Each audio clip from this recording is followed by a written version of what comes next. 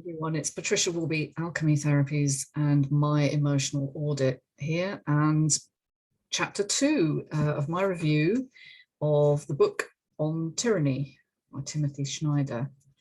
And chapter 2 is entitled Defend Institutions. These, by the way, if you haven't watched any of my previous videos, what these are about is the 20 principles that he has identified from the 20th century that might now apply in the 21st about how to avoid tyranny, you know, how to avoid the collapse of democracy, which we are seeing from events in the world in many ways. Even in the free West, we are now seeing the collapse of institutions for sure. Because it's institutions that help us to preserve decency. That's what he says. And I think it's like meant to be an overseeing body that helps to, whether it's the courts or the free press, you know, the unions in this country, labor unions, they are meant to preserve a certain standard of ethics within the nation, which are separate from and independent of government and the would-be demagogues or tyrants or even narcissists preparing to take over, as we've seen more recently as well. And his suggestion, Tim's suggestion, is to choose something you care about and kind of defend it. And, you know, I've tried to do that by writing to newspapers that I've seen parroting very divisive language against certain groups of people with respect to their medical status, for instance, which I found so frightening. And from the left, as well as, you know, the more traditional media, I expected to respond in that way. But from the left-wing radical side of the media, I was so shocked when it was coming from that side as well.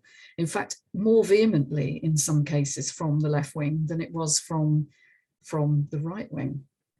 And so I began to understand that our institutions, what we had taken for granted, was under threat, is under threat right now in this time and place.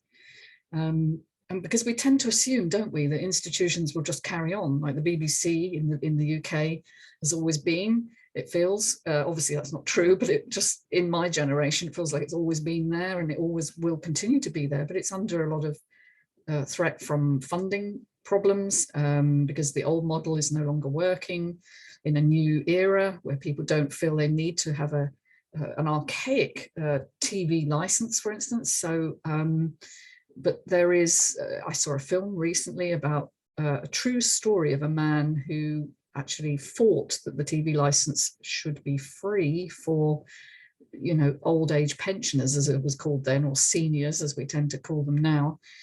And that's a true story that happened in the 1960s, because that was when, after the war, a lot of people were struggling financially, particularly war veterans and people with disabilities from war or for other reasons.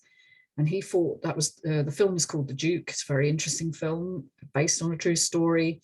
And he defended the right of people to have free access to television, which back then was the only media that was freely available. And he claimed it was like having a friend in your living room, which, yeah, these days we have the internet, we have so many different outlets, but imagine back in the 1960s, that would have been probably very true. And it still is true for a lot of elderly people. So defending things like the BBC, well, I would have done that unquestioningly before this time. Now I see that the BBC are no longer what they were. They don't seem independent to me anymore. Some of the things they've come out with recently have been, again, very divisive, very parroting, very uncritical.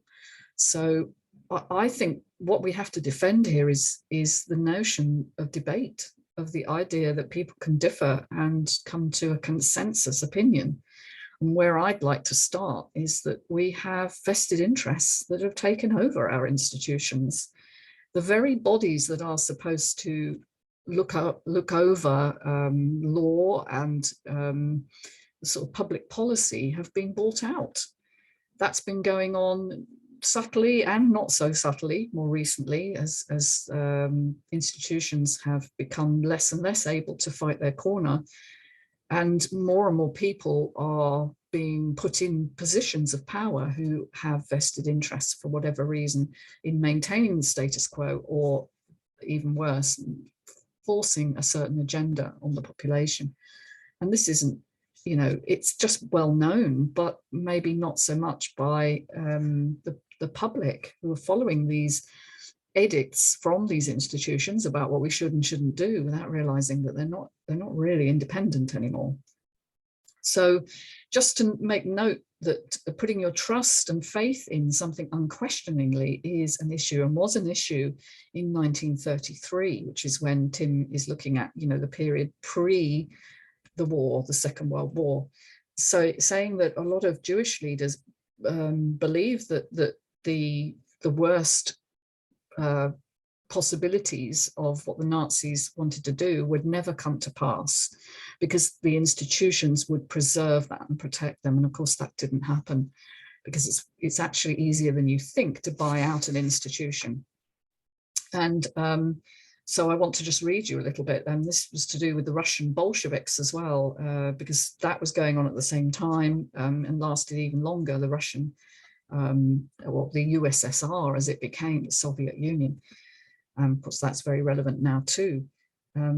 Sometimes institutions are deprived of vitality and function, he says, and turned into a simulacrum of what they once were, so that they gird the new order rather than resisting it.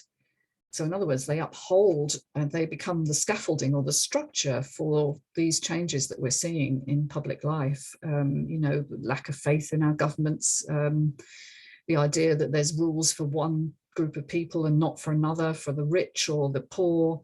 Depending on your medical status, you can or can't enter a certain building, for instance. That's happening across Europe. There are all sorts of do's and don'ts, and us and them status being affected at the moment.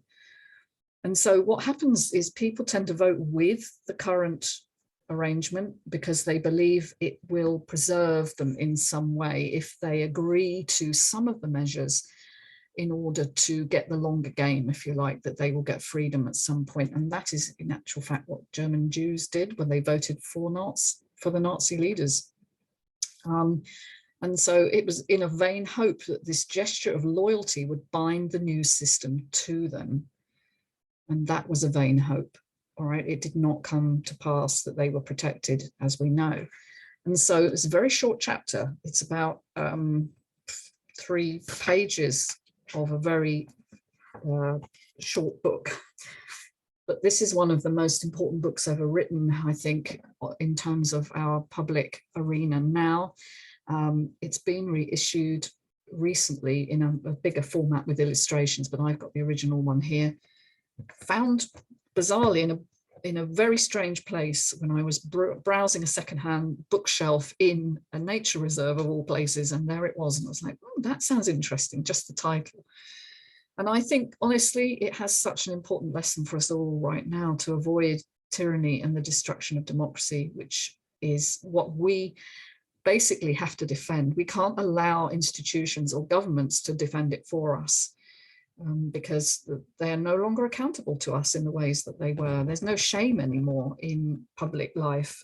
You can lie, you can cheat, you can not follow your own rules, and you still stay in power. So I would ask you to very carefully understand that this is not now a government that cares much about what we think. And in order to defend ourselves, we have to do so at grassroots level. And I think whether that's joining, you know, a local community group, or it's lobbying for certain policy changes, you can't afford to stay silent in this time. We need to defend our health service, for instance, away from, you know, becoming just an acute disease service where there is one solution for everything, and seeing people holistically which of course is something I work towards when I work with people. You know, I don't just treat them as a condition or whatever they're suffering from, but I look at their whole life and what's brought them to this point. And that's a really, really key thing that we're missing in the health service right now and could do with more of. So I hope you found that interesting. As ever, do contact me. If you want to comment below, please do. And take care, everyone, and see you soon for chapter 3. Bye for now. Bye-bye.